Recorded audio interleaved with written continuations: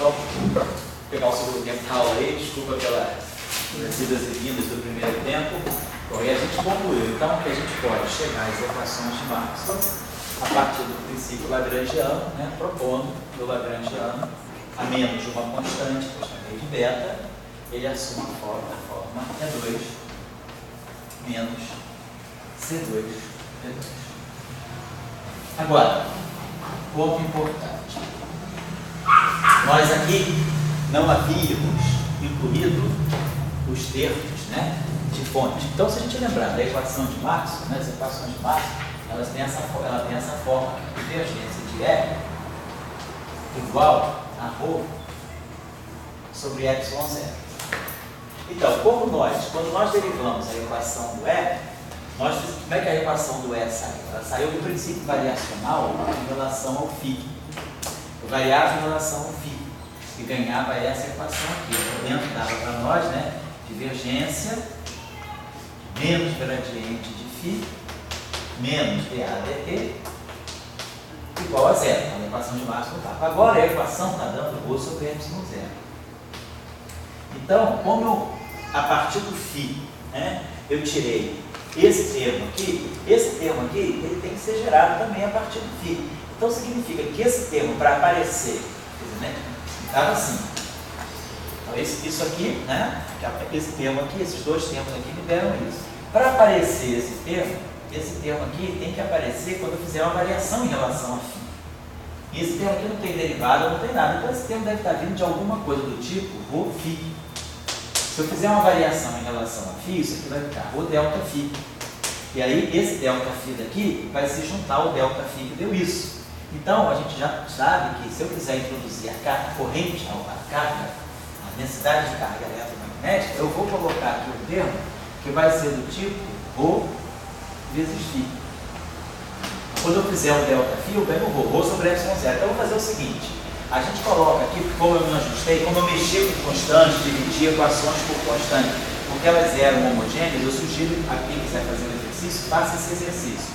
Coloque aqui uma constante, sei lá, a gente pode chamar uma constante aqui de x, e aqui coloca a constante y, que vai sair do j escalar A, porque é a mesma coisa, na equação do campo magnético, né, quando a gente tirou a equação rotacional de E igual a dE dt, 1 sobre C2 dE dt, essa equação, ela saiu escalar delta A.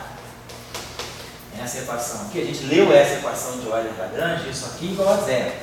Era o que ficava fatorando delta A. Então, se isso agora vai ter que ser igual a um termo μ0j, é porque esse termo μ0j, ele deve estar multiplicando um delta A no lagrangiano. Então, a proposta de introduzir as fontes externas é nós colocar, depois, então a gente, quer dizer, eu já poderia ter até feito o exercício desde o início, colocando as fontes com os seus devidos coeficientes, e depois, quando a gente acertasse os coeficientes da equação, automaticamente a gente ia acertar os coeficientes da fonte.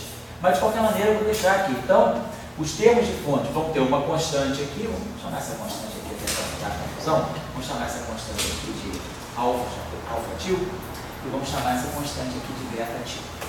Então, fixando, fazendo o exercício de novo, né, se a gente fosse fazer desde o início, a gente já colocava os termos de fonte, a gente entendeu que os termos que dão as fontes na equação de Maxwell são termos que justamente acoplam os potenciais com as densidades externas. Então, se eu variar em relação a φ, eu ganho ρ na equação do divergente de E. E se eu variar em relação ao A, eu ganho o termo J na equação de alternância. Então, a gente já sabe como introduzir as fontes. Então, tá aí. A questão agora, né, então, que nós sabemos também que esse lagrangiano aqui deve ser invariante de Rade, porque, né, vamos ver aqui, né, se eu fizer uma variação, se eu fizer, então, qual é a variação dos potenciais, né? Então, φ, a variação do φ, a variação de Rade do φ, é ddt de uma constante alta.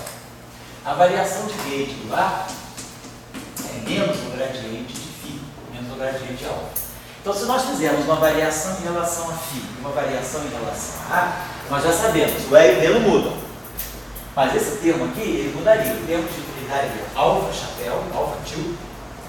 O delta do φ é ddt do alfa. Então, vai ficar ρ ddt do alfa. Variação daquele termo quando eu vario φ. E quando eu vario A simultaneamente, isso aqui vai estar me dando menos beta til J divergente escalar gradiente do alfa. Então, como isso aqui são termos do Lagrangiano, né? Então, eu posso integrar por partes. Então, o primeiro termo vai ficar menos ddt, né? Menos ddt, que eu nunca vou colocar o seguinte, já sabe. Menos ddt, integrando o primeiro termo, vai ficar menos ddt do alfa chapéu, posso botar, então eu boto quando integrar por partes, isso aqui é uma constante, eu trago a derivada temporal para cá. E aí fica com sinal menos. E aqui é a mesma coisa, aqui é JI, DI alfa. Quando eu integrar por partes, eu jogo DI em cima do JI. Pego por partes, aqui vai ficar um sinal mais, e eu vou produzir uma divergência do J. E tudo isso aqui, vezes alfa. Por causa dessa equação aqui. Vezes essa função alfa. Esse alfa til tem nada a ver com alfa. Qual foi a função de gauge? É uma função de Tx. Então eu ganhei essa equação aqui. Então, essa equação aqui, ela está me expressando claramente a conservação da carga, desde que eu possa, por exemplo, trocar um desses sinais. Se eu tomar beta til, né, igual a menos alfa til, então eu ganho aqui ddt. A equação de conservação da carga, na verdade, ela é 1 sobre C2, né? Me parece que é isso. A equação de conservação da carga é ddt do ρ mais divergência do J igual a zero.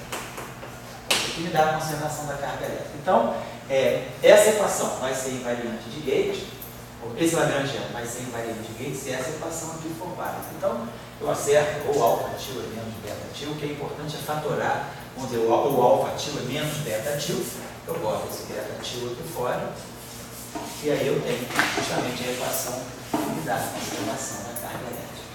Então, aquelas constantes alfa til e beta til, elas já vão aparecer, se eu fizer o exercício correto, elas já vão aparecer certinhas, de tal maneira que eu ganho aqui a conservação da carga elétrica. Então, aqueles termos de fonte, apesar de dependerem explicitamente do φ lá, que não são invariantes de Gauge, esse termo aqui também é invariante de Gauge, ele é Gauge invariante pela conservação da carga elétrica. Gauge invariante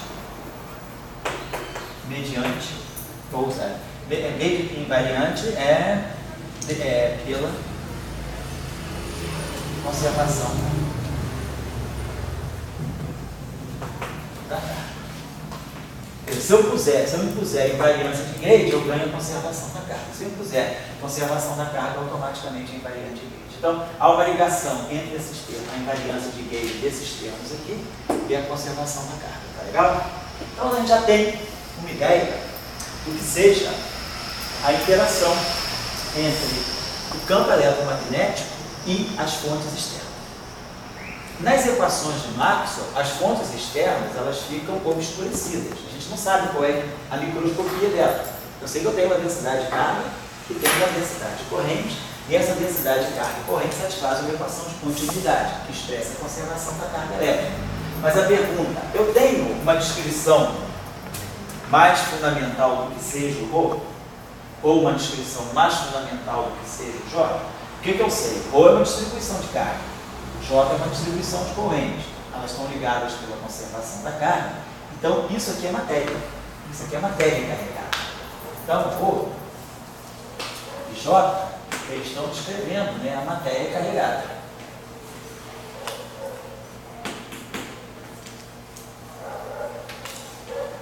De forma macroscópica.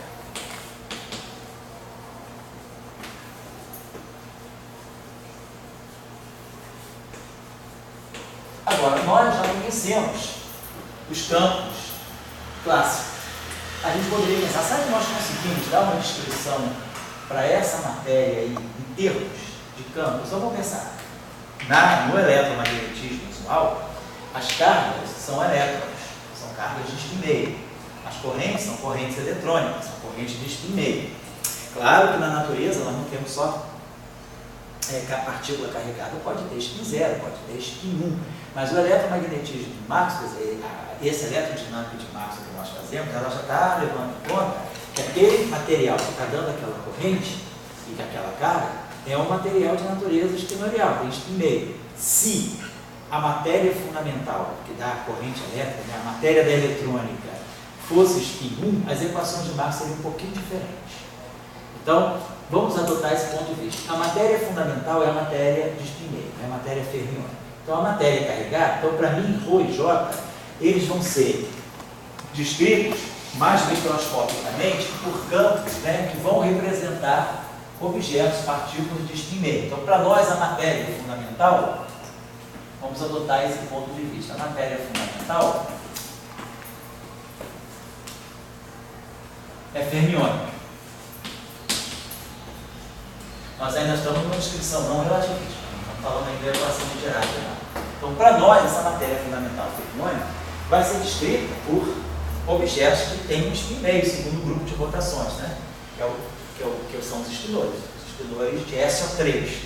Então, os nossos objetos. Então, nós vamos adotar campos espinoriais para descrever essa matéria carregada. E aí nós já sabemos. O que nós já sabemos dos campos espinoriais? Nós sabemos qual é o lagrangiano dele. Nós já estudamos aqui que o lagrangiano, né, do campo da matéria fermiônica, ela é escrita como sendo I psi Dagger, psi ponto,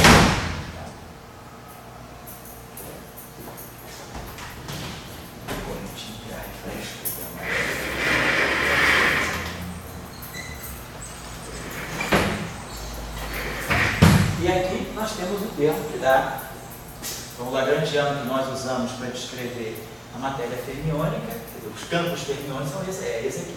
I psi Dagger, psi ponto, mais I psi Dagger, sigma, escalar, gradiente, psi. Nós temos esses objetos aqui. E aí, né, nós podemos aqui, então, pensar o seguinte.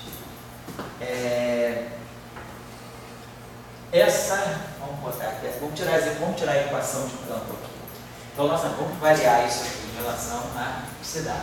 Então, a equação de campo que sai daqui é sigma escalar gradiente psi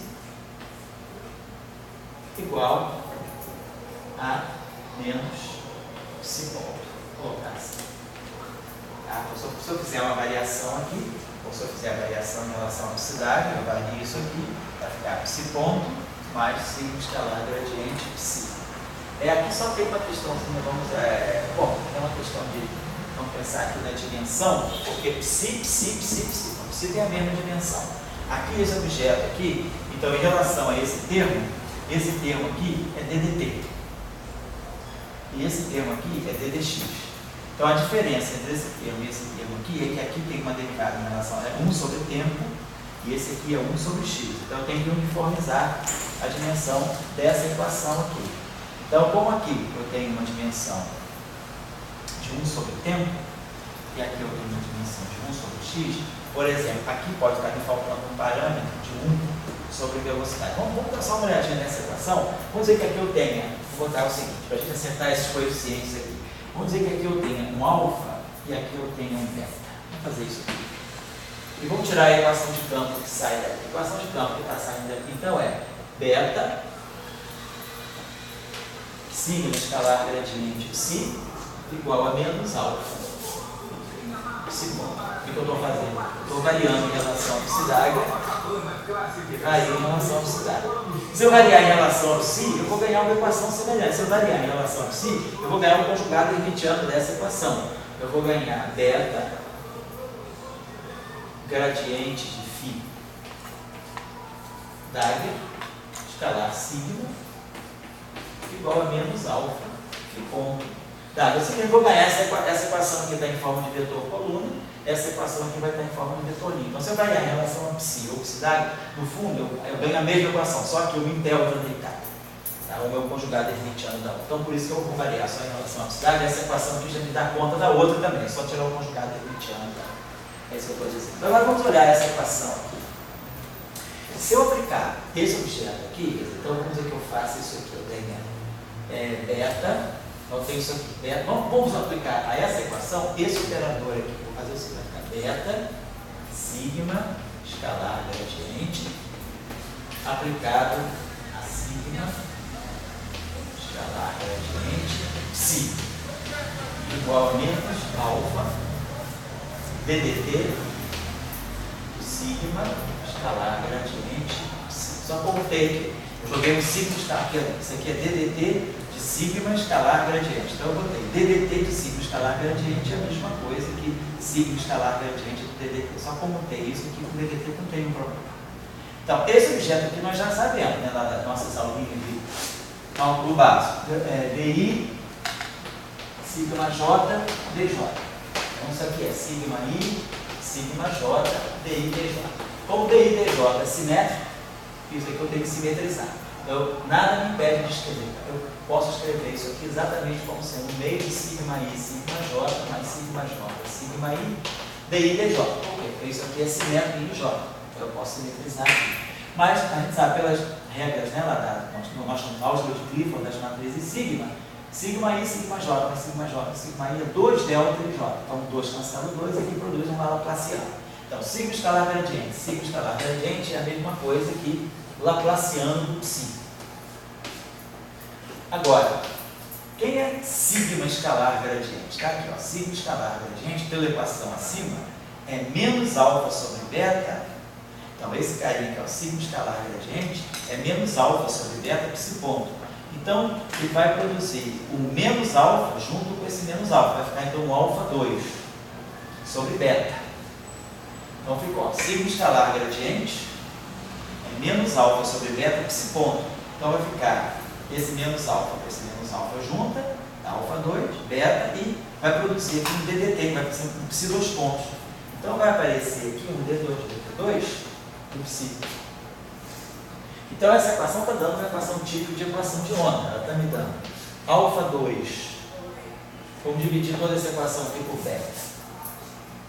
Então vai ficar alfa 2 sobre beta 2, D2, DT2 do psi, menos Laplaciano do psi igual a zero. Tá? Então, essa grandeza aqui, alfa 2 sobre beta 2, está fazendo o papel de 1 sobre velocidade ao quadrado. É a típica equação de onda. 1 sobre V2, D2, DT2, menos Laplaciano psi igual a zero. Então, esse alfa 2 sobre beta 2 tem que ser identificado com 1 sobre alguma velocidade ao quadrado. Certo? Então, vamos tomar essa velocidade como a velocidade da luz. Vamos dizer que seja uma equação de onda. Esse objeto esteja se propagando com a velocidade da luz. Eu estou podendo pegar uma outra velocidade qualquer. Vamos dizer que ele pega, como a gente não está na teoria relativista, vamos pegar aqui um parâmetro de velocidade. Vamos dizer que esse campo aí esteja descrevendo objetos que se movem com uma certa velocidade. Então, algo que é importante para nós é interpretar esse 1 sobre C2 sobre beta 2 como sempre com uma velocidade. Vamos colocar aqui velocidade do férmio ao quadrado. Então, é a velocidade fermiônica. Então, o ideal seria tomar alfa 2 sobre beta 2, né? Então a gente pode dizer que o alfa é 1 sobre VF beta. Então, esse lagrangiano todo, ele tem um parâmetro beta redundante. E com beta, quer dizer, o que é importante é que eu fixe uma relação entre alfa e beta. Então, se eu substituir o alfa por beta sobre VF, eu posso tirar o beta dessa equação. Então, isso me indica que eu posso propor esse lagrangiano aqui fermiônico. I sobre V, I sobre VF, velocidade do Fermi, psi ponto, psi dagger, psi ponto, menos, ou mais I. Então eu botei o beta aí, como o beta fica redundante, ele fica beta nos dois campos, esse lagrangiano definido dentro de beta, eu posso tomar beta igual a 1, eu não vai alterar nada nas equações de campo. Então mais psi dagger, sigma, escalar gradiente psi. Agora ficou legal porque nós temos um parâmetro de velocidade aqui. Certo? Muito bem. Então vamos fazer o seguinte agora. Vamos fazer isso aqui para nós ter a construção.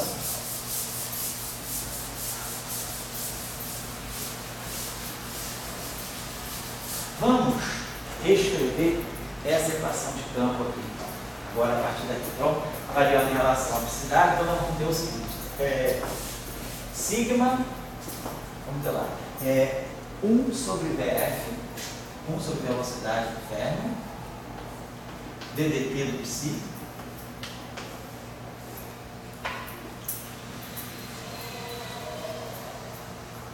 mais sigma escalar gradiente psi igual a zero. Então vocês observem que o que estava faltando para nós era realmente um parâmetro de velocidade, porque isso aqui fica 1 sobre t, vezes, que é o tempo vezes velocidade, é distância, é posição, comprimento. E aqui tem 1 sobre comprimento. A equação agora fica dimensionalmente corretiva. Estava faltando para nós, era uma velocidade relativa ali entre os dois. Como o problema não é relativístico, em princípio o problema não é relativístico, não estou ainda na relatividade, eu estou colocando um parâmetro de velocidade. Se fosse relativístico, claro, o ideal seria tomar VF igual a C. Os parâmetros assim, vamos botar. A gente sabe, inclusive, na matéria condensada, hoje em dia, né, no grafeno, nós temos férmions bidimensionais, né, e a velocidade que aparece ali não é a velocidade da luz, porque os férmions da matéria condensada são férmions não relativísticos, são férmions de condutores, são férmions de materiais.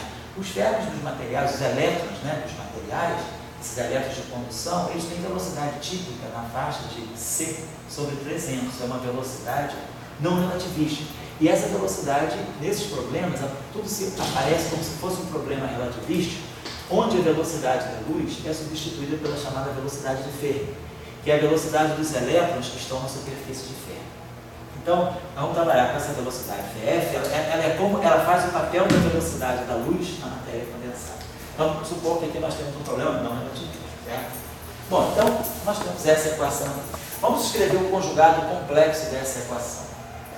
Vai ficar 1 sobre VF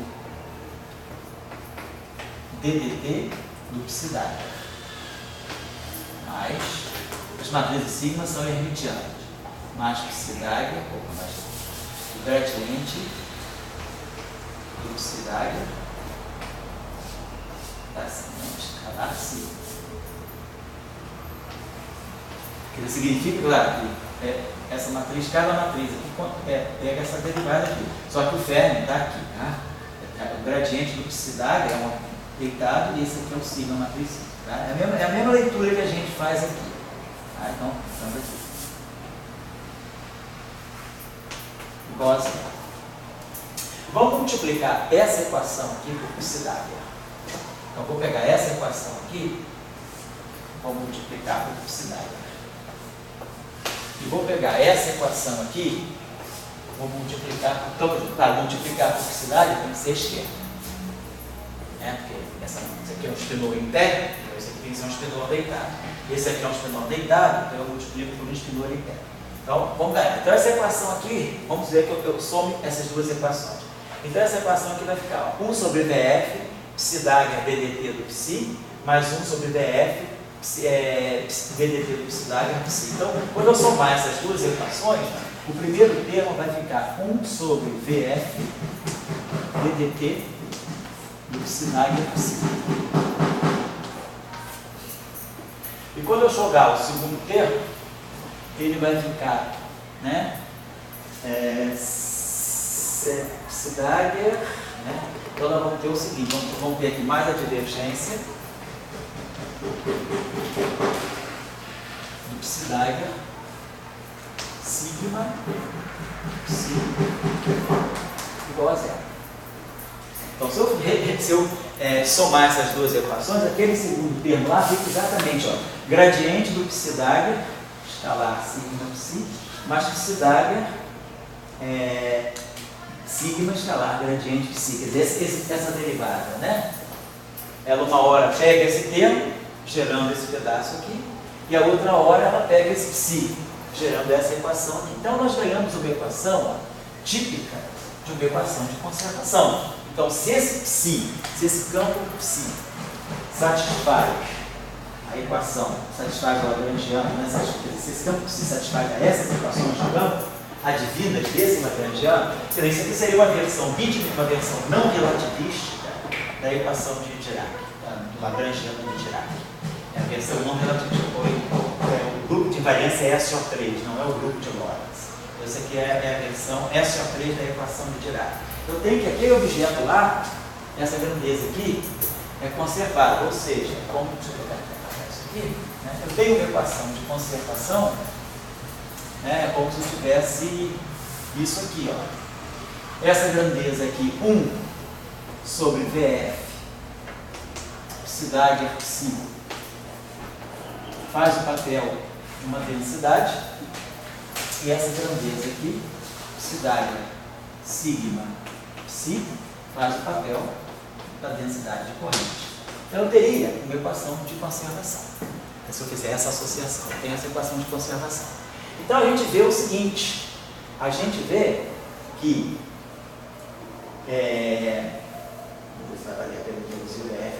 a gente vê basicamente, pode ser que seja interessante deixar o DF aqui, mas depois eu vejo. Vamos identificar isso por enquanto. O que a gente está observando é que eu tenho duas grandezas, um escalar e um vetor, que estão ligados por uma equação de continuidade. Então é muito razoável, e como essa parte, esse campo aí é o campo fermiônico, seria bem razoável que eu identificasse esse objeto aí, que a gente está observando o que é psidagger psi? É uma densidade, né? Então é o módulo de psi ao quadrado. Então isso aqui não tem ainda dimensão de carga, isso aqui tem uma dimensão de densidade, mas eu posso colocar uma informação de carga. Se eu, por exemplo, multiplicar, se eu disser que os portadores têm uma carga fundamental E. Então, se eu multiplicar isso aqui, quer dizer, definir essa grandeza E sobre VF, isso eu vou identificar como uma densidade de carga elétrica. E isso aqui como uma correspondente densidade de corrente. Então, eu estou introduzindo agora uma grandeza física com dimensão de carga, só para dar a essa grandeza, realmente o sabor dela está descrevendo uma densidade de carga. Porque da maneira que estava aqui, eu não tinha nenhuma referência à existência de uma carga elétrica. Como eu estou fazendo eletromagnetismo, eu gostaria que isso aqui fosse, eu estou identificando por essa equação uma lei de conservação. E eu sei que a carga é conservada. Então, essa equação fermiônica, ela está me dando toda a indicação de que a lei de conservação que sai aí possa ser encaixada para modelar exatamente a conservação da carga elétrica. Mas eu preciso colocar aqui uma grandeza para poder dizer, isso aqui é a carga elétrica. Onde é? Eu coloco aqui uma declaração, isso aqui eu coloco um E, coloco um E. Então eu defino uma densidade de carga elétrica e uma densidade de corrente elétrica associadas a esse campo, satisfazendo, né, a essa equação aqui, DDT do ρ, então, é DDT do ρ, mais a divergência do J,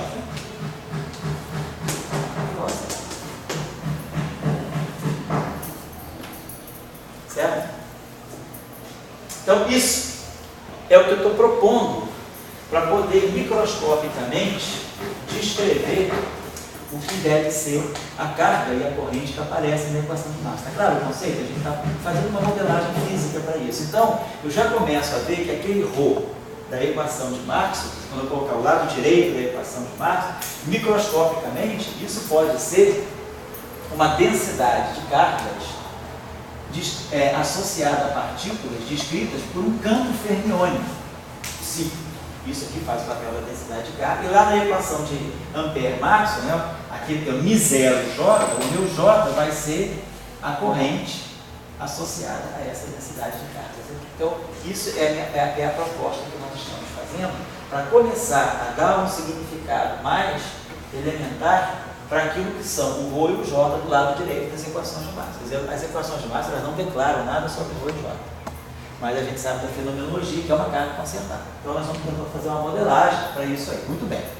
Então, o nosso lagrangiano, deixa eu apagar isso aqui, o lagrangiano total, que acopla Maxwell com esse campo, essa matéria carregada, nós temos vamos colocar aqui o lagrangiano completo de Maxwell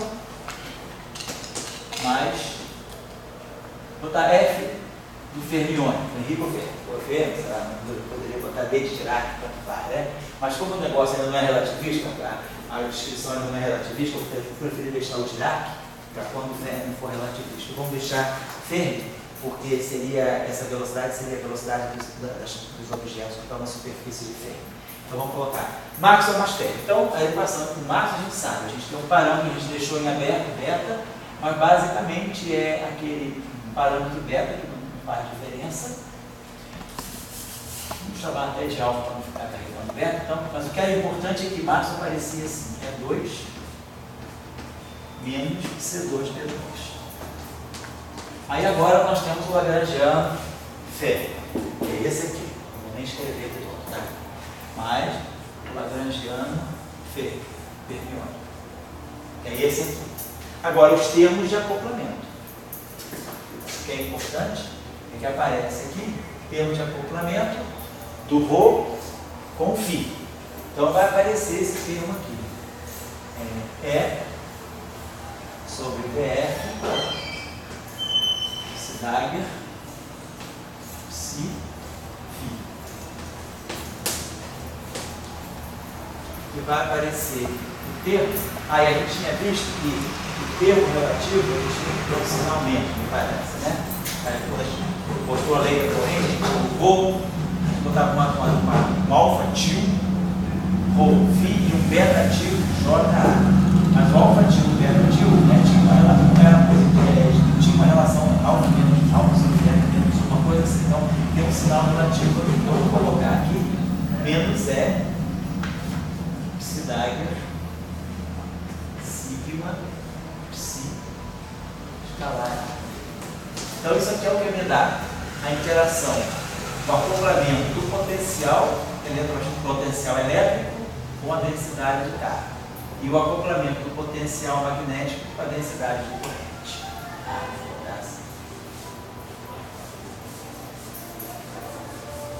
Então a gente tem um Lagrangiano agora completo. Ele descreve a propagação da radiação, descreve a propagação desse férmio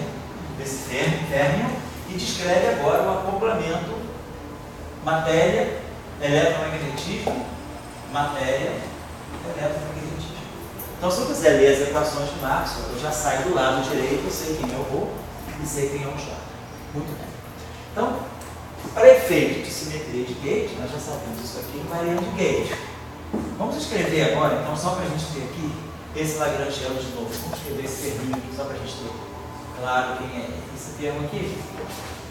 Ele é I sobre VF psi Dagger psi ponto. E esse outro termo aqui é mais I psi Dagger sigma escalar gradiente. Então eu posso juntar esse termo aqui com esse termo aqui. Podemos juntar. Então, se eu quiser agora para escrever, eu pego esse termo aqui junto com esse aqui. Ó, tá? Isso aqui vai dar I sobre VF psi Dagger. Aí vai ficar aqui DDT do psi. E aqui tem um E sobre F, né? Então, já como eu fatorei o VF, então aqui eu posso botar aqui, ó, menos IF, que é menos I com I dá 1, menos IF, psi Dagger, psi, certo? Então ficou I, psi Dagger, psi ponto, mais E sobre VF, psi Dagger, psi φ. Então esse termo aqui se juntou com esse para dar isso aqui. E esse termo aqui, fazer a mesma coisa. Vamos botar aqui mais I, psi Dagger, sigma, escalar, gradiente do psi,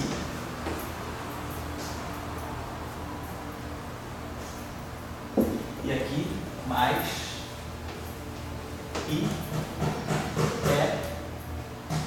A,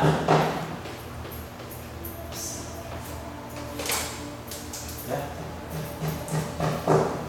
fazer só uma mudança aqui. Como esse sinal aqui é relativo, o que é importante é que um seja mais, um seja menos, eu vou adotar esse sinal aqui como sendo menos, tá? E esse aqui como sendo mais. Tanto faz, é relativo esse sinal. Aí é uma mera questão de convenção, só para botar aqui mais, e aí aqui fica menos, e aqui toca menos. Só para a gente seguir esse padrão. Então só que é importante que esse sinal seja relativo, porque esse sinal relativo é importante para dar a conservação da corrente, vocês lembram, né? A conservação da carga elétrica. Então, esse lagrangiano, a parte fermiônica, a parte de Marx fica intocada, mas eu junto a parte fermiônica com a parte de interação entre a matéria carregada e o campo eletromagnético, e o lagrangiano assume uma forma um pouquinho mais compacta. Eu posso juntar o lagrangiano fermiônico com a parte de interação nisso aqui, ó. I sobre VF Psidagger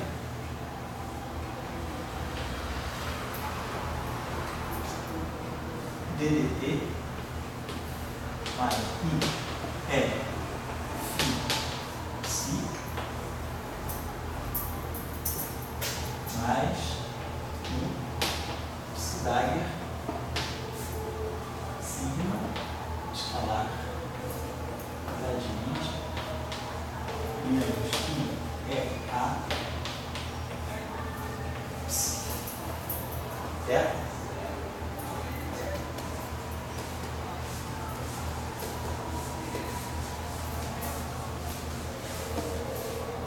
Muito bem. Então, o que nós sabemos?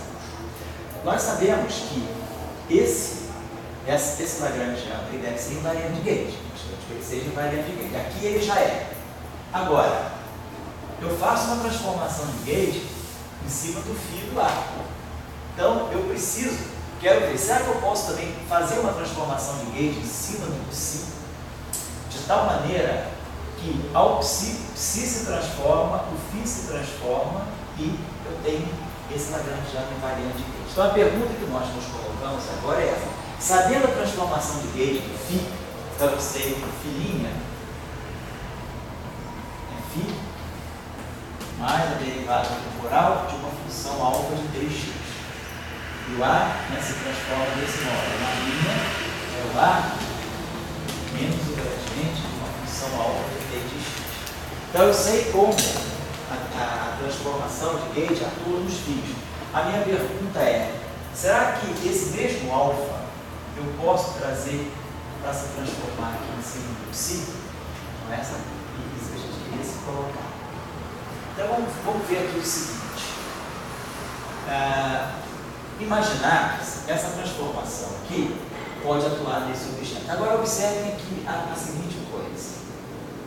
Se o psi se transformar, esse psi aqui da psidagger, esse cara aqui, a transformação total desse objeto junto a desse objeto tem que se cancelar. A mesma coisa vai acontecer aqui. Se esse objeto se transforma, e isso tudo aqui também se transforma, tem que ser tal que a transformação aqui cancele daqui. Então, a nossa proposta é, será que eu vou propor que, ao fazer essa transformação alfa, o nosso objeto aqui, ele tem uma transformação, vamos dizer, por exemplo, uma matriz ou algum operador que depende de alfa atuando em psi. Vamos propor que a transformação de gauge dos potenciais ela seja implementada no setor dos campos de matéria dessa forma. Algum operador, alguma matriz, algum fator dependente de alfa. Porque a transformação que eu fizer aqui, eu também vou fazer aqui. Então, eu proponho que esse parâmetro alfa seja o mesmo, seja global, seja universal. Ele é local, ele depende de dx, mas ele é universal, ele vai ser o mesmo para todo mundo. Então, se esse objeto aqui se transforma dessa maneira, esse termo aqui, entre o psi' dagger, ele vai ser psidagger R de alfa. Tá, vou colocar assim. Então, eu quero, como esse cara aqui, então esse termo aqui, se a gente olhar agora, por exemplo, esse termo aqui, Ao fazer essa transformação, esse termo aqui ele vai adquirir isso aqui, ele vai ficar psi-Dagger, R-Dagger. Quando eu transformar o psi, ele se transforma em R-psi. Então o psi-Dagger se transforma em psi-Dagger, R-Dagger. Aqui, esse objeto aqui, DDT, esse objeto que está aqui como um todo, para que esse objeto aqui desapareça, eu quero no final de tudo ter uma invariância. Então eu tenho esse objeto aqui, então esse objeto aqui vai se transformar também DT mais IF psi. Esse objeto aqui também se transforma. Então, se esse objeto aqui se transformou pegando esse R-Dagger, esse objeto aqui ele também vai ter que se transformar. Mas para que isso aqui seja invariante, seria interessante, será que é possível que esse objeto aqui ele se transforme exatamente como psi, dessa forma aqui? Sim, aconteça o que acontecer. Não sei quem é esse R, mas eu estou dizendo que DDT mais IF psi também se transforma desse modo. Então eu vou ver o seguinte: se eu pegar essa grandeza aqui, DDT psi mais IF psi, e tomar tudo isso aqui em linha, eu vou querer que isso aqui seja R de alfa, DDT psi, mais IF psi. Então a pergunta é, será que, se isso acontecer, isso é bem razoável, porque se eu puder, se existir um R que satisfaça a essas condições, automaticamente, ao fazer essa transformação, aparece o R-Dagger aqui, a fazer essa transformação, aparece um R aqui, e eu vou querer que esse R-Dagger, esse R seja um objeto unitário, ou seja, que esse cara aqui seja o inverso desse. Então a pergunta é, será que essa proposta é razoável? Eu trazer essa simetria do setor de radiação para o setor de matéria sob a forma de uma operação unitária. Essa operação unitária aqui, é imediato, essa operação unitária aqui é tal que, mesmo esse cara aqui, tendo já o acoplamento, quer dizer, mesmo que esse cara se transforme em sim, esse cara no total também se transforma da mesma maneira. Se isso acontecer, eu garanto a invariância desse termo e garanto a invariância desse termo. Também encontro que o gradiente de psi menos IEA psi, tudo linha, seja R de alfa, gradiente de psi menos IEA psi. Então, se eu puder acomodar essas duas transformações, automaticamente eu tenho a simetria de gauge completa desse gradiente. Então a pergunta é, isso é possível? Existe solução para R? Será que se eu procurar um R, eu tenho solução para essa equação? Então, vamos ver, se isso aí é possível, eu devo poder resolver essa equação, resolver algum tipo de condição para R. Então a nossa proposta vai ser essa, que a simetria que está lá no setor de massa, ela seja trazida para o setor de matéria. Quem está fazendo isso é o acoplamento. Eu trouxe essa simetria para cá porque o φ se transforma. Então, no acoplamento do φ com psi, eu quero ver qual é a transformação do psi. Então, vamos pôr essa equação aqui. Bom, suponhamos que a gente tem. Então, eu 5 meio acá, tá? DDT do psi mais I é φ psi, tudo linha, igual a R de alfa, DDT do psi mais I é φ psi. Agora, quem é isso aqui linha? Isso aqui é DDT do psi linha mais I é φ' psi linha. Do lado esquerdo, igual a R de alfa, DDT psi, mais I é R φ R psi. Foi ponto? Não. Agora eu sei quem é psilinha. Psilinha é R psi. Sei quem é o filhinho. Filhinha é φ mais gradiente mais DDT do alfa. Psilinha é R psi. Então, do lado direito, eu vou ter R DDT do psi mais IE phi R psi. Então, estou só colocando tudo linha. Botei tudo linha do lado esquerdo, estou colocando tudo selinho do lado direito. Então, DDT do psi' mais IE, o φ se transforma, o psi se transforma, agora substitui. Quem é o psi'? É R psi. Quem é o φ'? É φ mais DDT do alfa. Quem é o psi' é R psi. Coloquei isso aqui. Lembrando que esse R depende de alfa. Mas alfa depende de t e de x. Então, eu não posso tirar esse R não é uma constante. Então, colocando isso, vamos trabalhar isso aqui. Essa é a nossa proposta.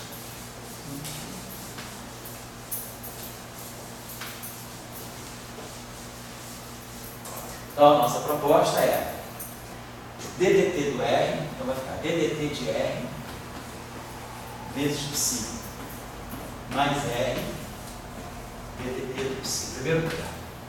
Segundo termo, mais I é φ R psi. Mais I é φ R psi. Segundo termo, mais I é DDT do alfa.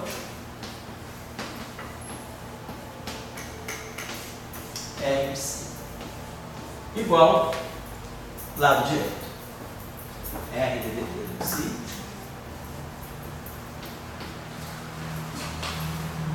Mais I é φ R psi.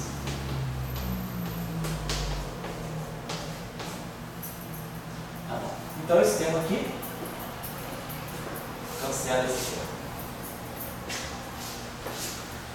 Esse termo aqui cancela esse termo. Então a gente tem uma equação que tem dois termos apenas, igual a zero. DDT do R psi mais I era R psi igual a zero. Então esse psi é genérico. Então não é ele que é zero. Quem deve ser zero é isso aqui, ó. DDT do R mais I é DDT do alfa R igual a zero. Então essa equação eu posso fazer essa, né? Colocar de uma forma mais simples, fica DDT do R sobre R igual a menos I é DDT do alfa. O lado esquerdo é a derivada do logaritmo, né? Isso aqui é DDT do R, né? Então eu posso fazer isso. O lado esquerdo, isso aqui é o DDT do log de R igual a menos I é DDT do alfa.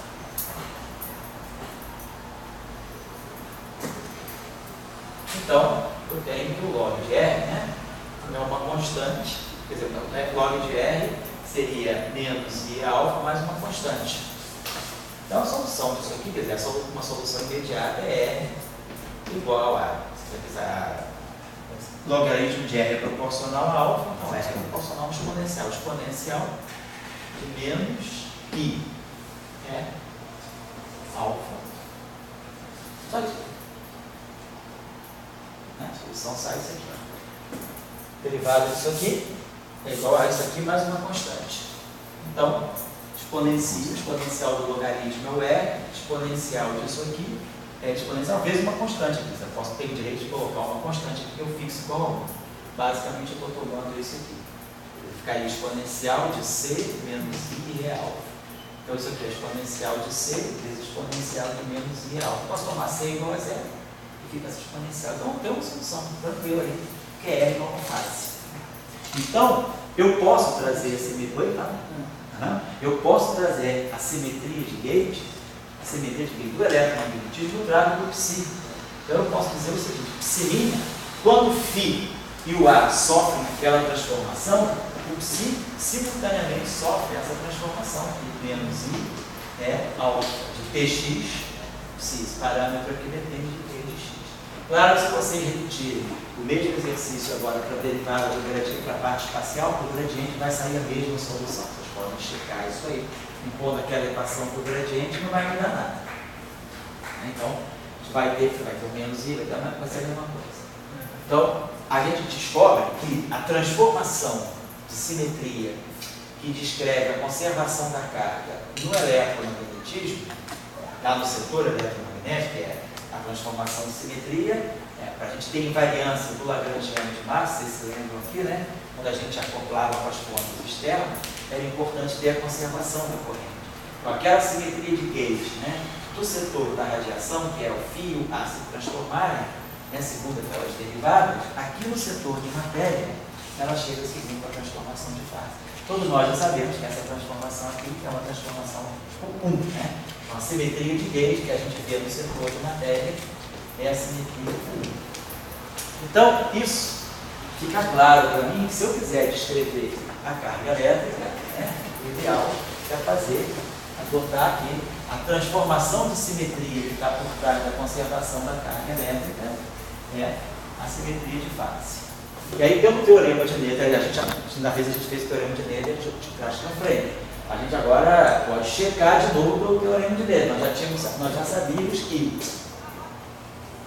a variação do Lagrangiano, né, pode sempre ser expressa dessa maneira. ddt, né, do dl dφ ponto delta φ mais ddi, né, dl d dφ delta φ. Então, se agora nós sabemos quem é o Lagrangiano fermiônico, temos o Lagrangiano fermiônico. Nós sabemos quem é dl dφ ponto, quem é dl ddi φ. E temos o delta psi, nesse caso o φ igual a psi. Nesse caso eu tenho dois campos. Nesse caso fermiônico, o meu campo φ, ele vai ser o psi-dagger e o psi. Né? A gente já tinha falado sobre isso em 2 aulas atrás. A gente tirava a conservação no Lagrangiano fermiônico. É interessante a gente fazer aquela simetrização. Fazendo o teorema de Nether com essa transformação, a gente vai ganhar exatamente as mesmas correntes. Vai ganhar a lei de conservação vai ser ddt disso aqui, mais divergência disso aqui. E se eu aplicar essas operações aqui naquele Lagrangiano fermiônico, a gente vai ganhar essa lei de conservação. Como deveria ser? Porque eu parti dela, na verdade. Eu tenho que reobter. Então a gente fez o exercício ao contrário. A gente conhecia a lei de conservação, eu acho que dessa construção me parece um pouquinho mais física nesse sentido, porque o que eu sei é a invariância de gauge do eletromagnetismo. Então, quando eu acoplo o eletromagnetismo com a matéria carregada, eu consigo transportar pela interação a simetria de gauge daqui, eu transporto para o setor de matéria. E aí a gente descobre que no setor de matéria a transformação de gauge deve ser feita sob essa forma de uma fase. Tá bom? Então a gente pode parar por aqui. O que eu queria cumprir hoje com vocês é isso. Na próxima aula, então, não sei se eu já vou para o caso Mendeliano, não, talvez eu já vá para o caso relativista. Na próxima aula eu vou fazer o seguinte: eu vou fazer, para vocês verem como é que a equação de Maxwell ela é passível de modificação de acordo com o spin do portador da carga. Na próxima aula eu vou fazer a descrição da carga elétrica e da simetria de gauge abeliana no setor de spin, no setor de campos escalares. Então, na próxima aula, a gente trabalha os campos escalares, para poder ver que a densidade de cargas dos escalares e as equações de Maxwell com os escalares têm modificação. Então, na próxima aula, a gente termina isso aqui. Depois, possível dar um plano vetoriais? Posso também, vou fazer. Só que, de novo, quarta-feira que vem eu tenho um problema. Eu tenho uma variação de iniciação científica para fazer lá fora do Rio de Janeiro, aqui no estado da zona da universidade. Então, eu não vou dar aula, eu vou botar no anúncio amanhã, eu mando um e-mail de domingo para vocês. Eu vou jogar de novo. Agora, eu não sei se eu jogo essa aula para sábado. Eu vou dar aula da iniciação científica. Provavelmente eu jogo ela para o dia 15, sábado. Se não, pode ser que eu jogue ela para o final de tarde de quinta-feira. Mas aí eu acho que você tem problema quinta-feira à tarde, de noitinho? Tenho aula. Tem aula, então não vamos te prejudicar. Mas você está nesse curso? Você está vindo hoje por acaso ou você vai pretender ficar aqui assistindo essas aulas? Eu nem sei. Oi? Estou me estudando. Então tá legal, se quiser vir. Então, eu acho que é mais fácil para mim também dar de novo essa aula no sábado. Tá bom? Sábado de tarde, porque quarta-feira eu não vou poder dar aula, não vou estar no Rio. Peço desculpas a vocês. Se eu tivesse alguém que pudesse me substituir, mas eu estou sem ninguém que possa me substituir. Porque o Tião já está dando o discurso, a gente o pós-doc está viajando. Então eu prefiro deixar e a gente se encontrar no sábado. No sábado a gente termina isso, dia 15, para agora esse resto de curso, até esse outro mês que falta, até lá para o dia 10 de julho, vamos trabalhar só as teorias relativistas, vamos introduzir a relatividade e terminar o que a gente queria terminar, tá bom? Pois é.